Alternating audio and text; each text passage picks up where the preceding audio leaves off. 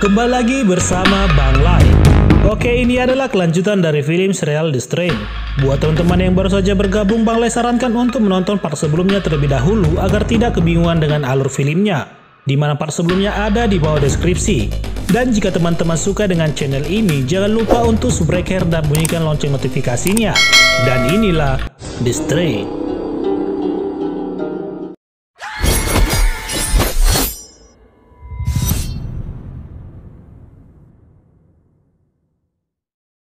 Melihat monster kapten yang sudah modar, Ed bersama rekannya pun membawa mayat tersebut untuk melakukan pembedahan, guna mencari tahu lebih lanjut tentang parasit yang mengerikan itu. Saat membuka pakaian kapten tersebut, mereka pun terkejut karena titik sang kapten telah menghilang. Kemudian Ed menarik tentakel dari mulutnya yang panjangnya hampir 3 meter, dan aromanya seperti aroma kentut yang sudah seminggu tidak dikeluarkan. Itu sangat menjijikkan, ucap Jim.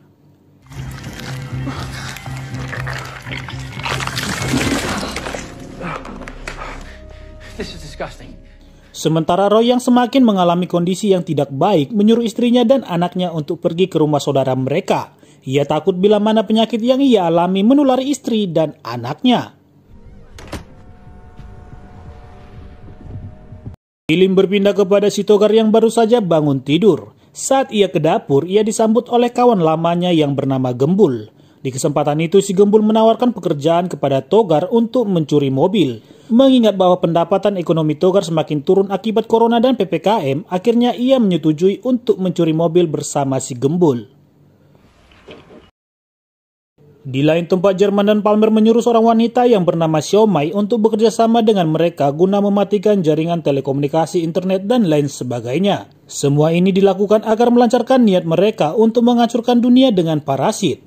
Namun Xiaomai tidak tahu tujuan tersebut. Yang ia tahu hanya untuk mematikan jaringan telekomunikasi dan bayaran yang mehong. But the story is the group came to me. I am the only one who could slow the Film kembali berpindah kepada istri Roy. Berhubung sudah beberapa hari tidak menemui suaminya, istrinya pun pulang ke rumah untuk melihat keadaan suaminya.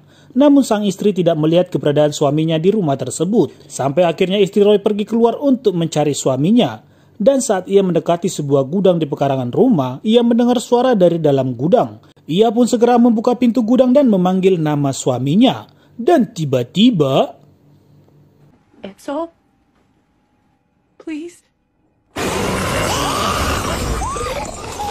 Ternyata Roy sudah mengetahui bahwa ia akan berubah menjadi sesuatu hal yang mengerikan.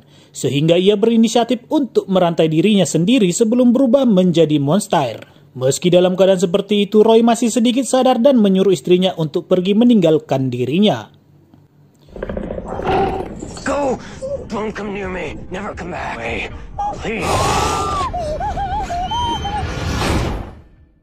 Sementara kini terlihat Togar mengembalikan jam kayu yang dicuri oleh adiknya dari toko si kakek.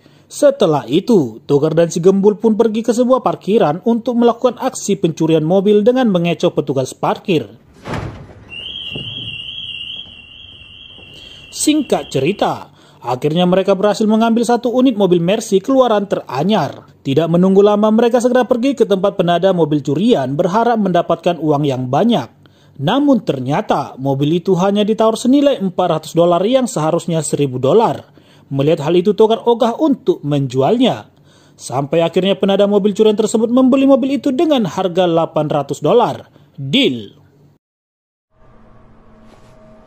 800. Di kesempatan tak berbahagia itu, Jim mengatakan bahwa semua hal ini tidak akan terjadi jika Jim tidak membiarkan peti kala itu keluar dari bandara. Mendengar ucapan Jim, Ed bertanya apakah maksud dari perkataannya. Kemudian Jim kembali menjelaskan bahwa ia telah dibayar seseorang untuk membiarkan peti yang berisikan tanah tersebut keluar dari bandara, karena ia dibayar dengan jumlah yang besar. Jim juga mengatakan melakukan hal itu karena terlilit banyak utang dan janji pengobatan gratis untuk istrinya. Jim meminta maaf atas kelakuannya yang tidak mencerminkan sikap seorang lelaki pejantan tangguh. Mendengar hal itu, Ed pun segera menampar Jim dengan jurus tamparan tanpa bayangan. Yang kemudian Ed pergi meninggalkan Jim dan memutuskan untuk tidak berteman lagi. Macam anak-anak kali pun. But I would do anything to keep my wife alive. You're dead to me. Film berpindah kepada Tuan Palmer yang menunggu kedatangan Menteri Kesehatan. Ternyata Menkes dan Palmer adalah teman lama dan rekan kerja. Di kesempatan itu, Palmer mengingatkan kepada Menkes untuk tetap tunduk dan patuh terhadap perintahnya dalam penanganan obat biologis, yang sebenarnya Menkes juga tidak paham tentang obat biologis yang Palmer katakan. Menkes hanya beranggapan bahwa obat biologis yang dikembangkan Palmer dan rekan kerjanya adalah obat untuk menyembuhkan penyakit. Ia tidak tahu bahwa yang dimaksud obat biologis itu adalah parasit yang mengerikan dan mengsadiskan. Namun saat Palmer kembali menjelaskan apa yang harus dilakukan oleh Menkes, tiba-tiba saja ia jatuh tergeletak lemas. Ia pun segera dirawat dan ternyata Palmer mengalami penyakit gagal hati kronis. Tell you how rare and valuable. Mr. Palmer. Di malam yang sama di tempat berbeda, Ed dan Linda pergi ke rumah Emma untuk melihat keadaan ayahnya dan keadaan Emma. Karena sebelumnya Ed mendengar bahwa Emma telah pulang ke rumahnya. Saat Ed dan Linda memasuki ruang tamu, mereka melihat Emma berdiri mematung di pojokan. Melihat hal itu, Ed pun memanggil namanya. Dan saat Emma menoleh,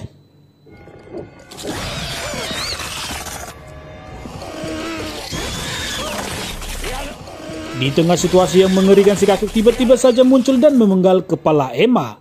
Linda yang melihat hal itu pun sangat ketakutan. Dan di tengah ketakutannya, tiba-tiba saja Get out of the way! itu adalah ayah Emma yang telah berubah menjadi monster. Linda yang melihat kejadian itu memutuskan untuk pergi karena ia tidak kuat melihat hal tersebut. Sementara kakek menyuruh Ed untuk membakar mayat tersebut. Saat Ed mencoba menenangkan Linda, kakek menemui mereka dan mengatakan bahwa hal itu harus dilakukan. Karena itu adalah cara satu-satunya. Assume you're not staying with us. Mendengar hal itu, Linda pun pergi meninggalkan mereka. Karena Linda beranggapan masih ada cara lain untuk mengatasi semua kejadian ini. Ia menolak keras segala tindakan barbar seperti itu. Film kini memperlihatkan manajer Jupri vokalis band Papan Bunga yang bernama Tiur. Ia mengantarkan seorang dokter ahli pertititan untuk mengecek keadaan Jupri. Sesampainya di kamar Jupri, sang manajer segera meninggalkan mereka berdua dalam pengobatan. Namun saat Tiur menelepon Bang Lai untuk urusan pembuatan alur film, tiba-tiba saja Tiur mendengar suara teriakan dari kamar Jupri. Saat Tiur pergi ke kamar Jupri, alangkah terkejutnya Tiur melihat keadaan Jupri yang sungguh mengerikan. Ia pun segera berlari ketakutan meninggalkan Jupri dan sang dokter pertititan. Di luar, Tiur menelepon panitia acara konser untuk membatalkan konser Jupri yang beberapa hari lagi akan ditayangkan live streaming di channel YouTube Bang Lai. Sementara Jessie, salah satu korban yang selamat dari tragedi pesawat tersebut, ditemui oleh pembantu dan kedua anaknya. Kondisi Jessie saat ini tidak berbeda dengan ketiga temannya yang selamat dari pesawat itu. Dan saat memeluk anaknya, terlihat mata Jessie terfokus terhadap leher si anak. Namun Jessie segera menyuruh mereka untuk keluar dengan alasan bahwa ia masih butuh istirahat. Di waktu bersamaan di tempat berbeda, Ed menanyakan kepada kakek tentang apa selanjutnya yang akan dilakukan. Si kakek pun menjelaskan bahwa mereka akan pergi ke rumah semua para penumpang pesawat untuk melakukan eksekusi. Tidak lupa, si kakek juga memberikan senjata tembak paku kepada Ed yang berisikan paku yang terbuat dari perak. Di mana ternyata manusia yang terjangkit parasit tersebut akan lumpuh jika terkena perak. Singkat cerita, akhirnya mereka OTW ke rumah Roy. Esther? I got her in the Congo. Just call me. Sesampainya di rumah Roy, alangkah terkejutnya mereka melihat istri Roy yang telah gantung diri. Melihat keadaan suaminya yang telah berubah menjadi monster, ia pun memilih untuk mengakhiri hidupnya. Dan itu ditulis dalam sebuah surat. Namun entah mengapa, tiba-tiba saja si kakek memfokuskan pandangannya ke sebuah gudang milik keluarga Roy. Dan akhirnya memutuskan untuk melihat isi dari gudang tersebut. Ed pun segera mempersiapkan senjata yang diberikan oleh si kakek sambil memegang HP-nya untuk merekam kejadian yang akan segera terjadi.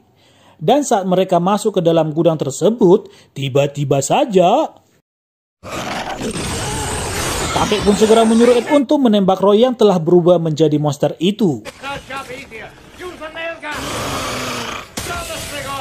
Kemudian si kakek juga memberikan tebasan mengerikan kepada monster tersebut. Setelah itu, si kakek pun segera membakar gudang itu beserta monster di dalamnya.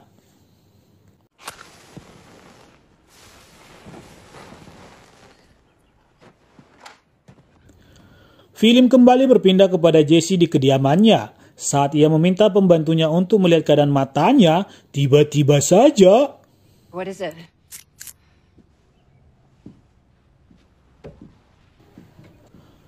Pembantunya yang bernama Empok Hindun ini pun sangat ketakutan dan bergegas mempersiapkan pakaiannya dan membawa anak Jesse untuk pergi. Namun saat ingin keluar dari rumah, Jesse memergoki Hindun dan menanyakan apa yang hendak ia lakukan. Hindun yang mendapat pertanyaan seperti itu pun menjawab bahwa ia akan membawa anak-anak untuk pergi menonton. Mendengar jawaban Hindun, Jesse pun memberikan izin asal jangan pulang terlalu malam. Film berpindah kepada Tunggul yang baru saja sampai di kantornya. Di kantornya, Tunggul mendapat banyak laporan tentang keberadaan tikus yang semakin banyak keluar dari sarangnya. Sebagai ahli pertikusan, ia pun mengatakan kepada rekan kerjanya bahwa jika tikus keluar dari sarangnya secara berjamaah, biasanya karena makanan mereka telah habis atau ada pemangsa yang lebih besar memasuki sarangnya. Sampai pada akhirnya Tunggul memutuskan untuk masuk ke dalam gorong-gorong melihat situasi dan kondisi tikus. Saat lebih jauh menelusuri gorong-gorong tersebut, ia mencium aroma busuk seperti aroma kentut yang telah ditahan dalam seminggu di dalam perut. Dan saat ia mengarahkan cahaya senternya, tiba-tiba saja... Ternyata monster tersebut bersembunyi di dalam gorong-gorong.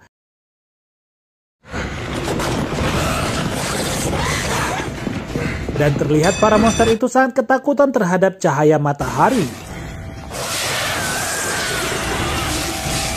Dari hal ini kita pahami bahwa parasit ini dibawa oleh monster seperti vampir. Dan parasit inilah yang kemudian mengubah manusia menjadi sosok yang mengerikan.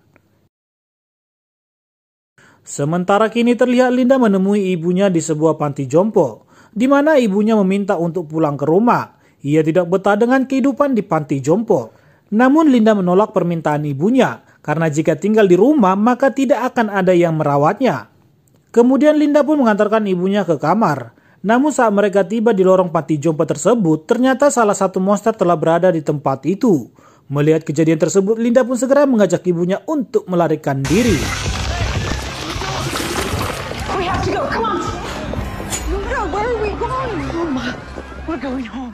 Di kantor Kementerian Kesehatan terlihat Ed menemui Saipul untuk memberikan bukti tentang parasit yang telah terjadi. Ed menyuruh Saipul untuk melihat rekaman video yang ia ambil menggunakan HP-nya. Ed juga meminta untuk dilakukannya karantina PPKM darurat guna meminimalisir penularan parasit. Namun Saipul terlebih dahulu menelepon pimpinan untuk meminta izin.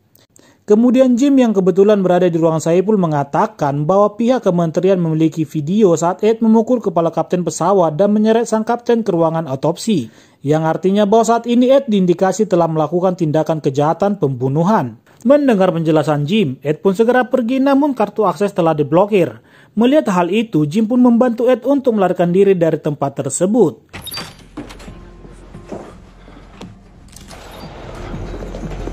Dan saat Ed berada di luar, tiba-tiba saja film pun bersambung. Oke teman-teman, film ini akan kita lanjutkan di part 5-nya. Dan terima kasih sudah menonton alur filmnya. Sampai jumpa kembali di alur part selanjutnya.